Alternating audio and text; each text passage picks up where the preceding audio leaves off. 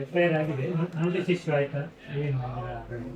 FIR ಆಗಿದೆ ಎಂಬ ಮಾಹಿತಿ ಮಾಧ್ಯಮದ ಮೂಲಕ ನನ್ನ ಗಮನಕ್ಕೆ ಬಂದಿದೆ.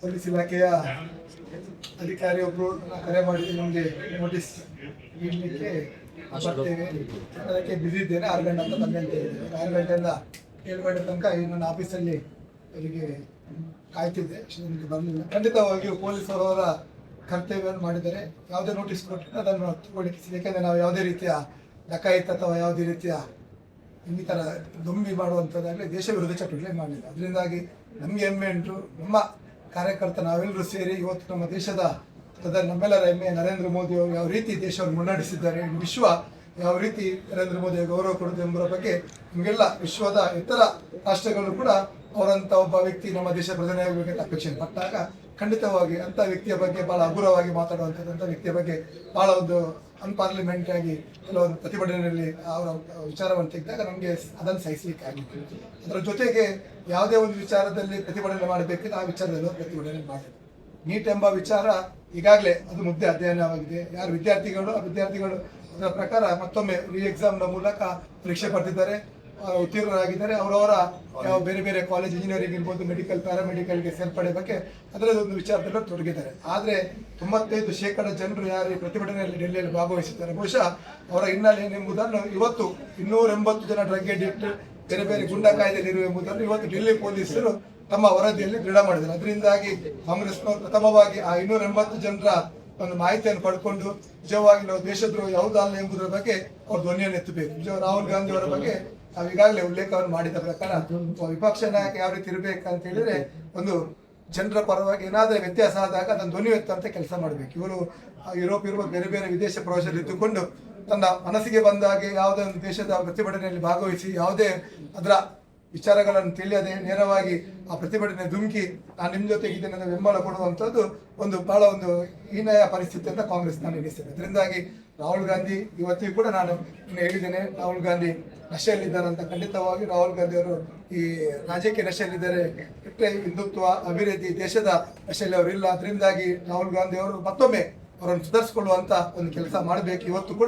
ಇವತ್ತು ಸಂಸತ್ತಲ್ಲಿ ಕೂಡ ಇಡೇಟ್ ಎಂಬ ಪದವನ್ನು ಬಳಸಿದ್ದಾರೆ. ಖಂಡಿತವಾಗಿ ಇದು ಕಾಂಗ್ರೆಸ್ ಅವರಿಗೆ ಗೌರವ ತರುವಂಥದ್ದಲ್ಲ. ಅದರಿಂದಾಗಿ ಕಾಂಗ್ರೆಸ್ಸಿಗರು ಯಾವ ರೀತಿ ಕಾಕ್ರೋಚ್ಗಳ ಜೊತೆ ಸೇರಿ ಪ್ರತಿಭಟನೆ ಮಾಡಿದರೆ ಬಹುಶಃ ಅವರ ವಿಪಕ್ಷ ನಾಯಕರನ್ನು ತಿದ್ದುವಂತ ಕೆಲಸ ಮಾಡಿದರೆ ಒಂದು ದೇಶಕ್ಕೆ ಒಂದು ಒಳ್ಳೆಯ ಒಂದು ಸಂದೇಶವನ್ನು ಕಳಿಸಿಲ್ಲ. ಅದರಿಂದಾಗಿ ಕಾಂಗ್ರೆಸ್ ನಾಯಕರು ಇರ್ಬೋದು, ಇವರು ಯಾರೆಲ್ಲ ಇವತ್ತು ಬಹಳಷ್ಟು ಕಮೆಂಟ್ಸ್ಗಳನ್ನು ಮಾಡುವ ಮೂಲಕ ಪ್ರತಿಭಟನೆ ಮಾಡಿದಾರಲ್ಲ, ಇವತ್ತು ನಮ್ಮ ದೇಶದಲ್ಲಿ ಮಾತ್ರ ನಮ್ಮ ರಾಜ್ಯದಲ್ಲಿ ಯಾವ ರೀತಿಯ ಅದಕ್ಕೆ ವಿರೋಧ ವ್ಯಕ್ತಪಡಿಸಿ ಎಂಬುದು ಅವರು ಅರ್ಥ ಮಾಡಬೇಕು. ಇವತ್ತು ಜಿಲ್ಲೆಯ ಕಾಂಗ್ರೆಸ್ಸಿಗರಿಗೆ ನಾನೊಂದು ವಿನಂತಿಯನ್ನು ಮಾಡಲಿಕ್ಕೆ ಬಯಸ್ತೇನೆ. ಅದೇ ರೀತಿ ತಮ್ಮ ನಿಜವಾದ ನಿಮಗೆ ಜಿಲ್ಲೆಯ ಬಗ್ಗೆ ಗೌರವ ಇದ್ದರೆ ಇವತ್ತು ಬಹಳಷ್ಟು ಶಾಲಾ ಕಾಲೇಜ್ ಕಟ್ಟಡಗಳು ಇವತ್ತು ಸೋರಿಕೆ ಆಗ್ತಿದೆ. ಅತಿಥಿ ಶಿಕ್ಷಕರಿಗೆ ಸಂಬಳ ಕೊಡಲಿಕ್ಕೆ ಸರ್ಕಾರ ಯೋಗ್ಯತೆ ಇಲ್ಲ. ಇವರು ಆಗಿದ್ರೆ ಶಿಕ್ಷಣ ಸಚಿವರ ಮುಂದೆ ಹೋಗಿ ಪ್ರತಿಭಟನೆ ಮಾಡಿ ನಮ್ಮ ಜಿಲ್ಲೆಯ ಶಿಕ್ಷಣ ಪದ್ಧತಿ ಇವತ್ತು ವಿಶ್ವದಲ್ಲೇ ಕಾಶಿ ಎಂದು ಪ್ರಸಿದ್ಧಪಟ್ಟಿದೆ. ಇವತ್ತು SLC PUCಯಲ್ಲಿ ನಾವು ಪ್ರಥಮ ಸ್ಥಾನದ ಮೂಲಕ ಇತರ ಜಿಲ್ಲೆಗೆ ಮಾದರಿಯಾಗಿದೆ. ಆದರೆ ಶಾಲೆಯಲ್ಲಿ ಕಟ್ಟಡಗಳು ಸರಿಯಾಗಿ ಶಿಥಿಲಗೊಂಡಿದೆ, ಇವತ್ತು ಸೋರಿಕೆ ಆಗ್ತಾ ಉಂಟು. ಇವತ್ತು ಅತಿ ಶಿಕ್ಷಕರಿಗೆ ಸಂಬಳ ಕೊಡಲಿಕ್ಕೆ ದುಡ್ಡಿಲ್ಲ. ಅದರಲ್ಲೂ ವಿಶೇಷವಾಗಿ ಇವತ್ತು ಅಂಗನವಾಡಿಗಳಲ್ಲಿ ಇವತ್ತು ಮೊಟ್ಟೆ ಕೊಡುವಂಥ ಕಾರ್ಯಕ್ರಮ ನಮ್ಮ ಸರ್ಕಾರ ಇರೋದು. ಇವತ್ತು ಮೊಟ್ಟೆ ದರ ಏರಿಕೆ ಸಂದರ್ಭದಲ್ಲಿ ಇವತ್ತು ಒಂದು ಮೊಟ್ಟೆಯನ್ನು ಕೊಡಲಿಕ್ಕೆ ಅವರಿಗೆ ಪರ್ಚೇಸ್ ಮಾಡುವಂಥ ಯೋಗ್ಯತೆ ಸರ್ಕಾರಕ್ಕಿಲ್ಲ. ಅದರಿಂದಾಗಿ ಕಾಂಗ್ರೆಸ್ನವರು ಅಭಿವೃದ್ಧಿಯ ಬಗ್ಗೆ ಚರ್ಚೆ ಮಾಡಿದರೆ ಖಂಡಿತವಾಗಿ ಶಿಕ್ಷಣದ ಬಗ್ಗೆ ಪ್ರಥಮ ಆದ್ಯತೆಯನ್ನು ಕೊಡುವ ಮೂಲಕ ಕರಾವಳಿಗೆ ಅನುದಾನದಲ್ಲಿ ಯಾವ ರೀತಿ ಇವತ್ತು ತಾರತಮ್ಯ ಮಾಡಿದ್ದಾರೆ ಆ ಪಟ್ಟಿಯನ್ನು ಇರಲಿ, ಈ ಹಿಂದಿನ ಸರ್ಕಾರ ಯಾವ ರೀತಿ ಅಭಿವೃದ್ಧಿಗೆ ಅನುದಾನ ಕೊಟ್ಟಿದೆ ಆ ಪಟ್ಟಿ ವಿಚಾರದಲ್ಲಿ ಇಟ್ಕೊಂಡು ಚರ್ಚೆಗಳನ್ನು ಮಾಡಲಿ. ಒಟ್ಟಾರೆ ಕಾಂಗ್ರೆಸ್ ಅವರನ್ನು ನಾವು ಬಹಳ ವರ್ಷದಿಂದ ನಾವು ನೋಡಿದ್ದೇವೆ. ಕರಾವಳಿ ಭಾಗದ ಜನರು ಕಾಂಗ್ರೆಸ್ ಅವರು ಈ ಹಿಂದೆ ಯಾವ ರೀತಿ ಮಾಡ್ತಾರೆ ಇವತ್ತು ಕೂಡ ಅದೇ ರೀತಿ ಜನರನ್ನು ಸೋಷಿಯಲ್ ಮೀಡಿಯಾದ ಮೂಲಕ ದಾರಿ ತಪ್ಪಿಸುವಂತ ಪ್ರಯತ್ನ ಮಾಡ್ತಾರೆ. ವಿದ್ಯಾರ್ಥಿಗಳು, ನಿಜವಾದ ವಿದ್ಯಾರ್ಥಿಗಳು ಇವತ್ತು ಬಹಳ ಸಂತೋಷದಲ್ಲಿದ್ದಾರೆ. ನರೇಂದ್ರ ಮೋದಿ ಅವರ ಒಂದು ಯೋಗ್ಯತೆಯನ್ನು ಇವತ್ತು ಅವರು ಹೆಚ್ಚು ಸಾರಿ ಹೇಳುವಂತ ಕೆಲಸಗಳನ್ನು ಮಾಡ್ತಿದ್ದಾರೆ. ಅದರಿಂದಾಗಿ ಇವತ್ತಿನ ಈ ಒಂದು ಪೊಲೀಸ್ ಯಾವ ರೀತಿ FIR ದಾಖಲೆ ಮಾಡಿದ್ರೆ ಬಹಳ ಸಂತೋಷ ಇದೆ. ಅವರು ಮಾಜಿ ಸಚಿವರು ಒಂದು ಉಡುಪಿ ಟೌನ್ ಸ್ಟೇಷನ್ಗೆ ಹೋಗೋದು ಅಂತ ಹೇಳಿದ್ರೆ ಖಂಡಿತವಾಗಿಯೂ ನಮ್ಮ ಜಿಲ್ಲೆಯ BJP ಶಕ್ತಿ ಎನ್ನುವುದನ್ನು ಅದು ತೋರಿಸಿಕೊಟ್ಟಿದೆ. ಅದರಿಂದಾಗಿ ಟೌನ್ ಸ್ಟೇಷನ್ಗೆ ಒಂದು ಮಾಜಿ ಸಚಿವರು ಬರುವುದು ಅಂತ ಹೇಳಿದ್ರೆ ಖಂಡಿತವಾಗಿಯೂ ಕಾಂಗ್ರೆಸ್ನ ಪರಿಸ್ಥಿತಿ ಯಾವ ಮಟ್ಟಕ್ಕೆ ಹೋಗಿದೆ ಎಂಬುದನ್ನು ಅದು ಸಾಬೀತುಪಟ್ಟಿದೆ. ಮಾತ್ರ ಠಾಣೆಗಳಲ್ಲಿ ಕೊಡ್ತಾ ಇದೆ. ಅವರದೇ ಸರ್ಕಾರ ಉಂಟು, ಅವರ ಬಗ್ಗೆ ಏನು ಚರ್ಚೆ ಮಾಡ್ಲಿಕ್ಕೆ ಹೋಗಲ್ಲ. ಯಾಕಂತ ಹೇಳಿದ್ರೆ ಅವರು ಠಾಣೆಗಳಲ್ಲಿ ದೂರು ಕೊಡುವಂಥದ್ದು ಇರ್ಬೋದು, ಏನಿದ್ರು ಕೂಡ ನಮ್ಮ ಸಿದ್ಧಾಂತ ವಿಚಾರ ಪದ್ಧತಿಯಲ್ಲಿ ನಾವು ಯಾವತ್ತೂ ಕೂಡ ರಾಜಿ ಮಾಡುದಿಲ್ಲ. ನೀವು ಇದರಿಂದ ದೂರು ಕೊಟ್ಟಿಲ್ಲ 2 ದಿನದ ಹಿಂದೆ. ಕಡೆ ಯುವ ಮೋರ್ಚಾದವರು ದೂರನ್ನು ಹಿಡಿದ್ದಾರೆ ಮಣಿಪಾಲದ ಪ್ರತಿಭಟನೆ ಬಗ್ಗೆ.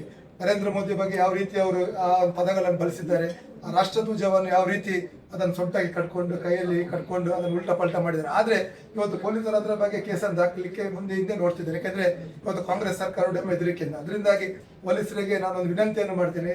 ರಾಷ್ಟ್ರೀಯ ಒಂದು ಚಿತ್ರದಲ್ಲಿರುವಂತಹ ಭಾರತೀಯ ಜನತಾ ಪಕ್ಷ ಖಂಡಿತವಾಗಿ ತಮ್ಮ ಜೊತೆಗೆ ಇರ್ತದೆ. ನಾವು ಸಿದ್ಧಾಂತದ ಪರವಾಗಿ ರಾಷ್ಟ್ರೀಯತೆ ಪರವಾಗಿ ಕೆಲಸ ಮಾಡಿ ಮುಂದೆ ದಿನಗಳಲ್ಲಿ ಕೂಡ ಖಂಡಿತವಾಗಿ ಸರ್ಕಾರ ಯಾವುದು ಪರ್ಮನೆಂಟ್ ಅಲ್ಲ, ಇವತ್ತು ಬರ್ತದೆ ನಾಳೆ ಹೋಗ್ತದೆ. ಆದರೆ ಸಿದ್ಧಾಂತಗಳ ವಿಚಾರ ಒಳ್ಳೆ ಕೆಲಸಗಳು ಜನರ ಮನಸ್ಸಲ್ಲಿ ಅದು ಮಸಿ ಹೋಗುದಿಲ್ಲ.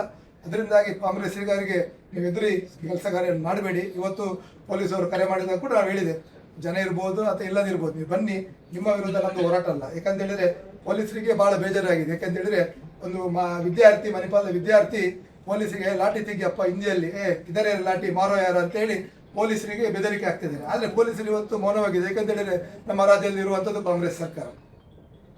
ಅದರಿಂದಾಗಿ ಪೊಲೀಸರಿಗೆ ಗೊತ್ತುಂಟು ಈ ರೀತಿಯ ವರ್ತನೆಗಳು ಸರಿಯಲ್ಲ. ಆದರೆ ಅವರ ಈ ಬೇರೆ ಬೇರೆ ರೀತಿಯ ಒತ್ತಡಗಳಿಗೆ ಮನಿದವರು ಸುಮ್ಮನೆ ಇವತ್ತು ಕಣ್ಣಿಗೆ ಬಟ್ಟೆ ಕಟ್ಟಿ ಕೂತ್ಕೊಳ್ಳುವಂಥ ಪರಿಸ್ಥಿತಿ ನಮ್ಮ ಜಿಲ್ಲೆಯ ಪೊಲೀಸರದಾಗಿದೆ. ಅದರಿಂದಾಗಿ ಪೊಲೀಸರ ಜೊತೆ ನಾವಿರ್ತೇವೆ. ಕಾನೂನು ಸುವ್ಯವಸ್ಥೆಗೆ ಪೊಲೀಸರಿಗೆ ಇತರರಿಂದ ಅನ್ಯಾಯ ಆದಾಗ ನಾವು ಪಕ್ಷದ ಮೂಲಕ ಅವರಿಗೆ ಸಹಕಾರ ಕೊಡುವಂಥ ಕೆಲಸ. ಒಟ್ಟಾರೆ ಈ ಒಂದು ವಿಚಾರದಲ್ಲಿ, ಪ್ರಧಾನಿಯ ವಿಚಾರದಲ್ಲಿ ನಾವು ರಾಜನ್ನು ಮಾಡುವುದಿಲ್ಲ. ಇನ್ನು ಮುಂದಕ್ಕೆ ಕೂಡ ಪ್ರಧಾನಿಯ ಪರವಾಗಿ ನಾವೆಲ್ಲರೂ ನಿಲ್ತೇವೆ. ಈ ಹೋರಾಟ ಕೇವಲ ಇವತ್ತು ಮಾತ್ರ ಅಲ್ಲ, ಮುಂದೆಯೂ ಕೂಡ ಪ್ರಧಾನಿ ವಿಚಾರದಲ್ಲಿ ನಮ್ಮ ಇಡೀ ಜಿಲ್ಲೆಯಾದ್ಯಂತ ನಾವು ಹೋರಾಟಗಳನ್ನು ಮಾಡ್ತೇವೆ ಅಂತ ಹೇಳಲಿಕ್ಕೆ ಬಯಸ್ತೇವೆ.